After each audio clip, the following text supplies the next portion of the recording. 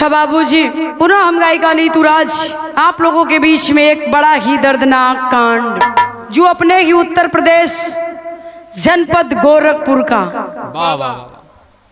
एक ऐसी कहानी जो भी हाल में आप लोगों के बीच में घटी है।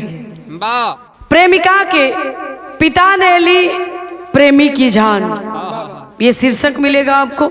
हम आपके बीच में प्रस्तुत करने जा रहे हैं हमारे बड़े भैया ओपी जी के माध्यम से, ओपी म्यूजिक के सौजन्य से ही बिरहा आप लोगों के बीच में जात बा। आप सब लोगों के बहुत बहुत प्रणाम करत हनी।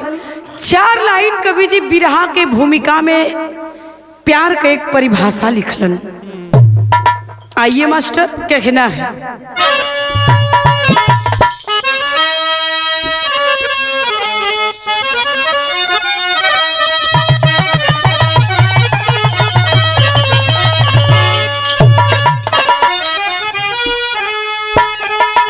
कि प्यार में है न दिखता ये जाति यो मजहब, न रिश्तों की बंदिश है देती दिखाई, मान अपमान का है न परवाह उसे,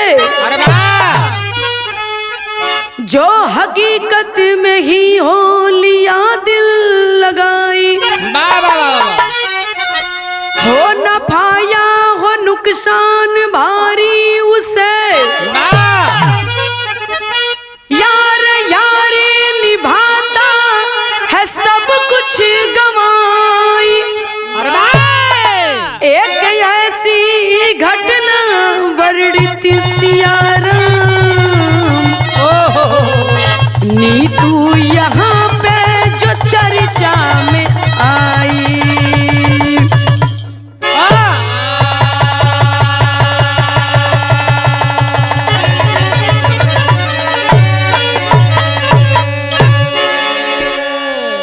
हो नफाया हो नुकसान भारी उसे, यार यारी निभाता है सब कुछ गवाई। हद कर दिया कवि की कलम ने। एक ऐसी ही घटना वर्णित सियाराम, नीतू यहाँ पे जो चर्चा में आई।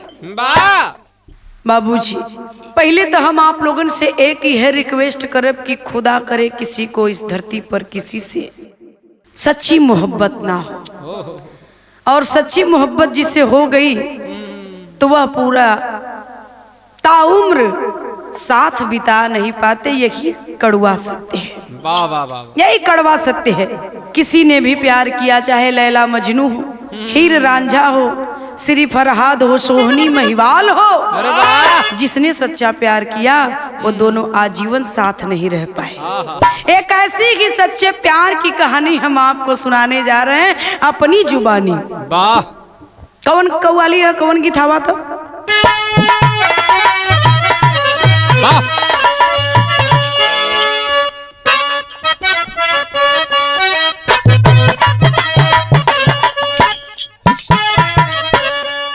यह गीत है। अरे आंख से छलका, अरे आंख से छलका आंसू और जा टपका शराब में,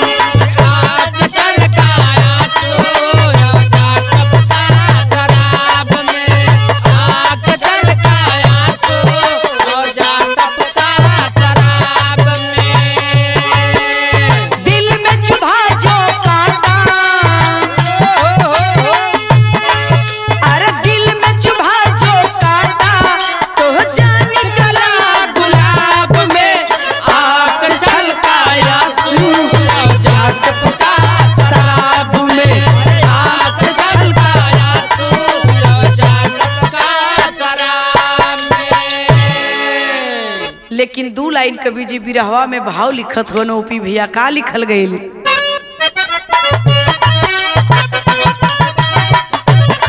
मालिक तेरी दुनिया कैसी, मालिक तेरी दुनिया कैसी, कैसा तेरा संस्कार है, मालिक तेरी दुनिया कैसी, कैसा तेरा संसार है, मालिक तेरी दुनिया कैसी, कैसा तेरा संसार है।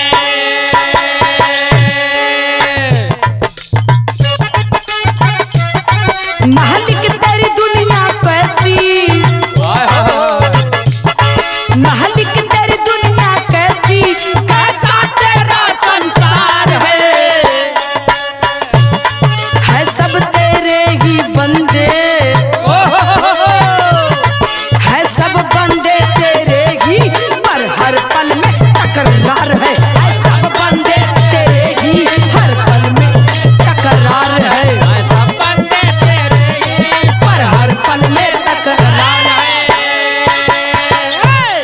मालिक तेरी दुनिया कैसी, कैसा ये संसार है, अरे वाह, कैसा तेरा संसार है सब बंदे तेरे ही हर पल में तकरार है। अरे वाह, कहले का मतलब ही है बाबू की पूरी दुनिया में जितने लोग हैं, चाहे नर हो नारी हो, वाह कोई भी प्राणी हो, लेकिन ये सब एक ही मालिक के बनाए हैं वाह वाह वाह और सब उसी एक मालिक की संतान हैं। वाह, लेकिन के कैसे है, के कैसे है, के कैसे यह दुनिया का लोग हुवन, ए लिए कहे के पड़ला कोई के कुछ अपने मुँह से कहे के ना चाहिए, क्योंकि सब मालिक के ही भेजे हैं, सब मालिक के ही बनाए हैं। वाह वाह, हम कौन होते हैं किसी को कुछ कहने वाले, क्या बात, यही हमें सिखाया गया। यही से हमारे बिरहा का अब कहानी शुरू हो गई बाबूजी। आवा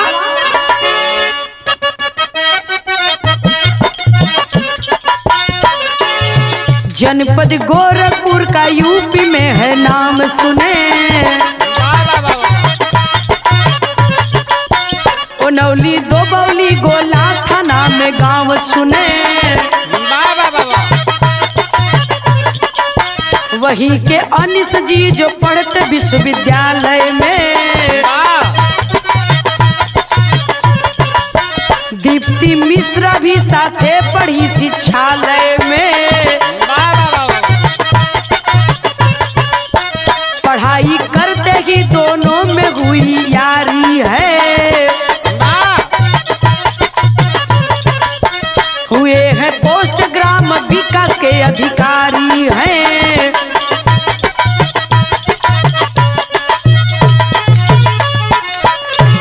गौर करेंगे बाबूजी, वाह, उत्तर प्रदेश जनपद गोरखपुर दोबौली ओनौली गोला थाना के रहने वाले अनीश चौधरी विश्वविद्यालय में, दीप्ति मिश्रा गगहा थाना के अंतर्गत, और वही पंडित दीनदयाल विश्वविद्यालय में दोनों शिक्षा प्राप्त किए, पोस्ट ग्रेजुएट हुए। वाह, और जब दोनों पोस्ट ग्रेजुएट हुए ग्राम विकास अधिकारी बने। हाँ हाँ, इधर अनीश चौधरी और उधर दीप्ति मिश्रा, वाह, दोनों में प्रेम प्रगाढ़ हो गया। और जब दोनों में प्रेम प्रगाढ़ हुआ तो भयल का बाबा एक लाइन यहाँ गीत सटत है, बड़ी सुंदर एक लाइन गीत लगल। आजकल का नयका लड़का गावत हुआ, का गावत हुआ,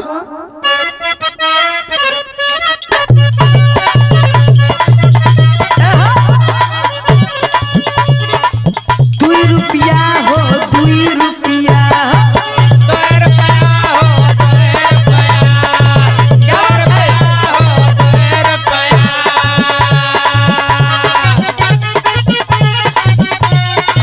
चोली रंगाई दे दुई रुपया हो, चोली रंगाई दे दुई रुपया हो, साया रंगाई पौन तीन, साया रंगाई पौने 3 रुपया हो। साया रंगाई पौने 3 रुपया हो। लेकिन वही में भाव लगत है एक लाइन, का लिखल गई लवा, अरे प्यार भइले हो, प्यार भइले हो, प्यार भइले हो, प्यार भइले हो, प्यार भइले हो, प्यार भइले।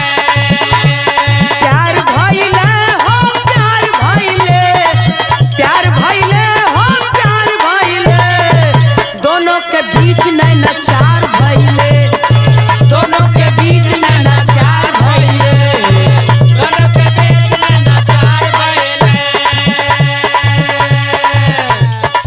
प्यार हो गया दोनों में, दोनों के बीच नैनाचार हो गया। समय पर अंतरा में कवि जी लिखत हुवन, अंतरा का हवा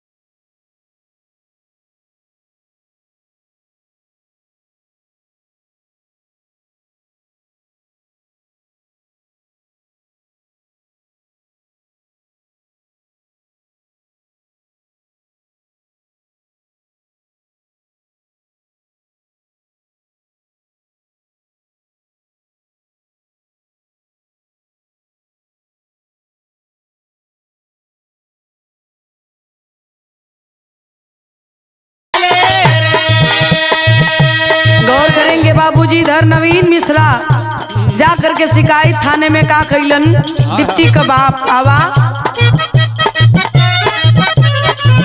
कहिल है विचार बाबूजी अनिस गद्दार बाबूजी पहले बेकार बाबूजी अनिस गद्दार बाबूजी पहले बेकार बाबूजी अनिस गद्दार बाबूजी कहल है विचार बाबूजी अनिस गद्दार बाबूजी पहले बेकार बाबूजी अनिस गद्दार बाबूजी पहले बेकार बाबूजी अनिस गद्दार बाबूजी दिया हमार बाबूजी पहले से फरार बाबूजी हमार बाबूजी पहले से फरार बाबूजी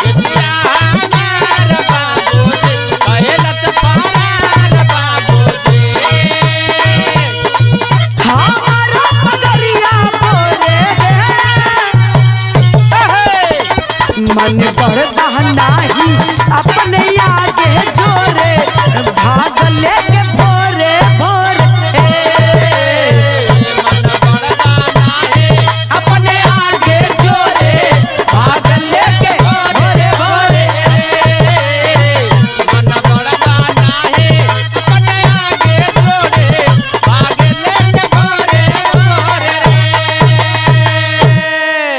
गैलन इधर दीप्ति मिश्रा का बाबू आ जा करके बाबू उधर थाने में रिपोर्ट लिखवा दिलन कि हमरे बिटिया के लेके फरार हो गए अनीस और न जाने कवन कवन जादू टोना हमरे बिटिया पर कर दिलस मती मार दिलस हमार बिटिया ओकरे पीछे पागल हो गई सारी बात कह के FIR कह के अइलन घरे दीप्ति का बाप इधर अइलन तो भैल का तनी लाता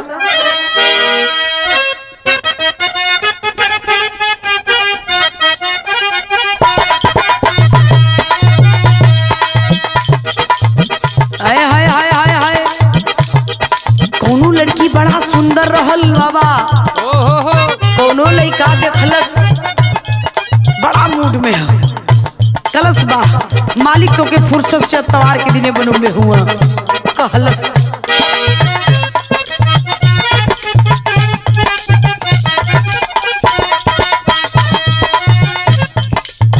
गजबे के रूप तोहार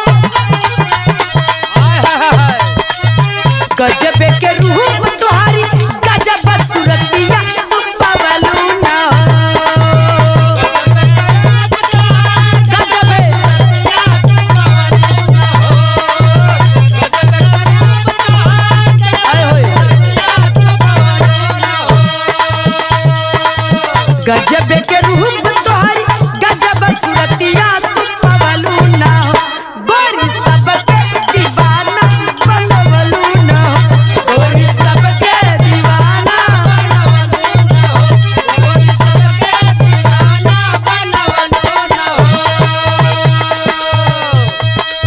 इधर उस लड़की दीप्ति का बाप जब थाने पर FIR करता है शिकायत के दौरान प्रशासन के लोग अनीस चौधरी के घर पर पहुंचते हैं और जब घरे गईलन कलन की तुमने दीप्ति का अपहरण कर किया है तुम्हारे ऊपर FIR है और अपहरण करके जिस लड़की को तुमने रखा है कलन ऐसा जितना इल्जाम लगाओ था कुल माने के हम तैयार हैं लेकिन जेकर अपहरवा कैले वही से काहे न पूछ लेता हम समन्वय तोहरे लिया दे थैला जब दीप्ति आई तब बतावत हिय प्रशासन के लोग खड़ा हुवन और सबके सामने वह बता रही है लड़की का देहलस बयान आवा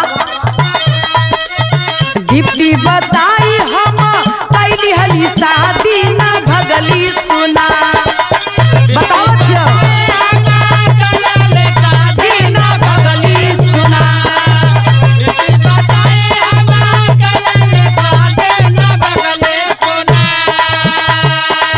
दीप्ति बताई हम कैली हली शादी ना भगली सुना बाबू हमके बताव न पगली सुना बाबू हमके बतावा न पगले सुना बाबू हमके बतावा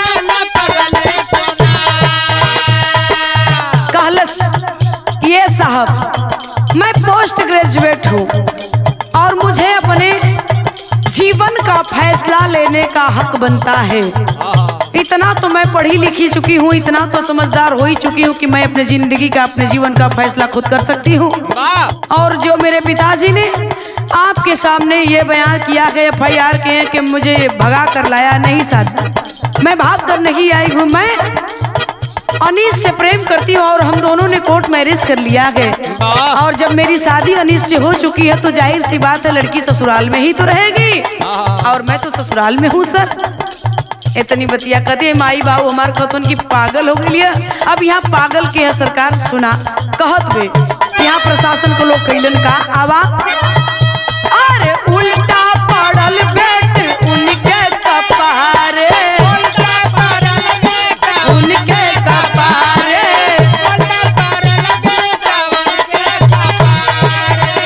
अरे कोई के शिकायत नवीन जब हारे,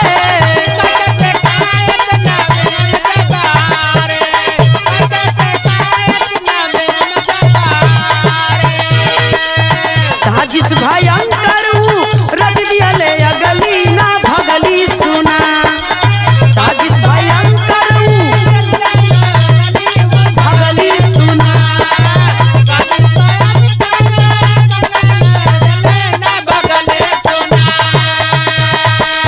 साजिश भयंकर रच दियले अगली ना भगली सुना, बाबू हमके बतावल गली सुना,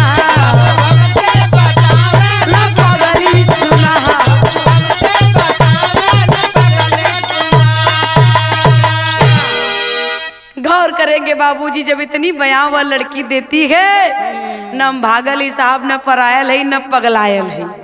हम अपनी राजी खुशी से दोनों प्रेम करते थे, दोनों शादी कर लिए, कोर्ट मैरिज किए हैं सर। तब यही जकन नवीन मिश्रा के उल्टे बेट पुलिस का पड़ल बाबूजी। इधर नवीन मिश्रा हताश हो गया, हार गया कि जब बेटी वह बयान दे देती है तो एकदम जिसे खिसियानी बिल्ली खम्हा नोचे वो वाली हाल भइल नवीन मिश्रा का। अब अलगे से एक दूसर साजिश रचे लगना, यहाँ उ तब फेल हो गई। अगली साजिश का रचना और बड़ी भयंकर साजिश रचते हैं। क्या साजिश थी? सारंगा में लिखल गया,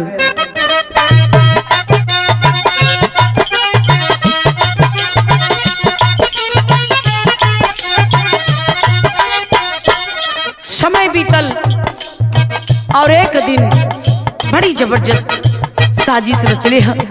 का करिए सुना, चाचा के साथे अपने आनिस जवानवा हो, आनिस जवानवा हो, गैला गोपालीगंज बाजार जी,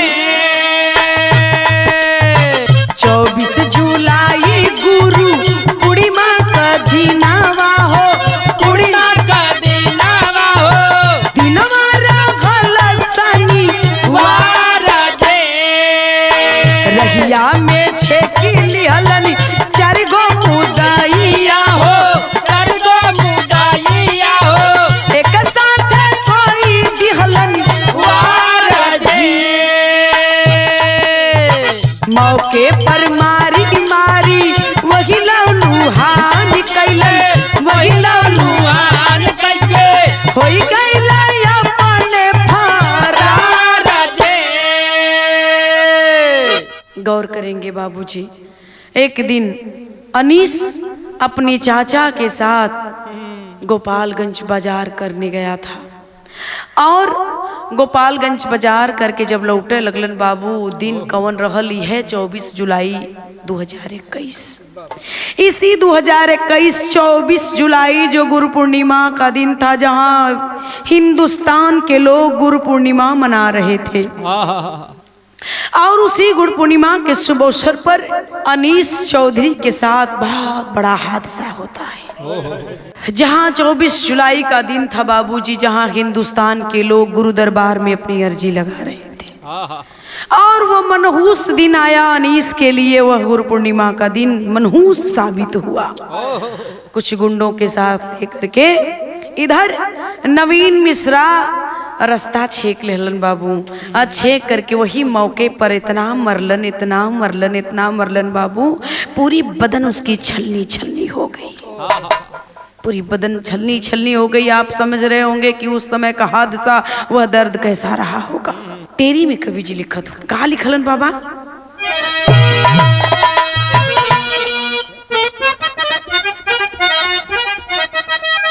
कसाई भाई बाबू बन गए, गुंडा भेज के अपन मरवौला जमुई। कसाई भाई बाबू बन गए, गुंडा भेज के अपन मरवौला जमाई हो, कसाई भाई बाबू बन गए। इतना मारा, आखिरकार अंत तो गत्वा परिणाम निकला, अनीश चौधरी मौके पर दम तोड़ देता है। और जब देख लिया कि मर गए तो सब फरार हो गए। अरे बाप रे बाप, और जब फरार हो गए तो इधर भइल का बाबा, आवा अरे लहस के ऊपर घायल चाचा, अरे देवी लाल तब करई पुकार, अरे सुनकर क्षेत्रीय लोग जुटे हैं, गाँव में मचलई हाहाकार, अरे गजब हुआ यही सभी कह रहे, खबर गई जब अनीश द्वार,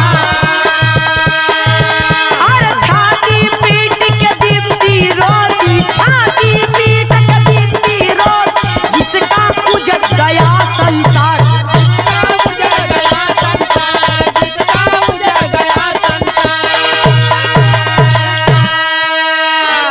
खबर गई आखिरकार वो लाश पर अनीश के चाचा बुरी तरह से बाबू छाती पीट पीट करके रो रहे हैं। देवीलाल जिनका नाम था अनीश के चाचा देवीलाल रो रहे हैं। क्षेत्र के लोग, अगल बगल के लोग आए, उस रोहाई को आवाज को सुन करके जब दौड़े आए देखे, सबकी आंखों से झरझर झरझर आंस चल रहे हैं। बाबू कोई सोच भी नहीं सकता कि इतना बड़ा जात पात के भेद में हम और आप मर रहे हैं। आज धीरे धीरे जब वह खबर पता चला दीप्ति को, छाती पीट पीट करके वह लड़की दीप्ति जो ग्राम विकास अधिकारी थी रो रही है, मेरी तो दुनिया उजाड़ दिया भगवान। रो करके एक बात कहलिस बाबा, कहा कहलिस,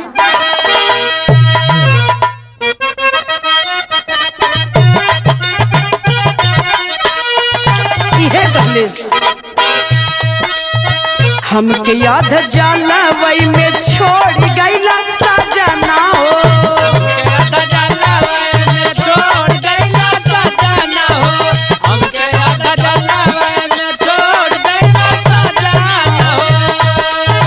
कवने बुनहिया मुहवा मोड़ गईला सजना, मरोड़ गईला सजना हो, हमके याद जाला वही में छोड़ गईला सजना हो,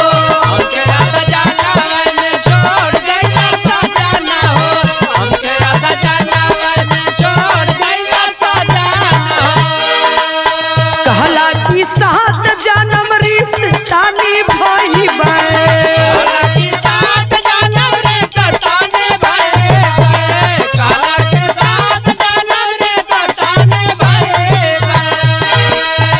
तोहरा से एक पल दूर नहीं जइबै,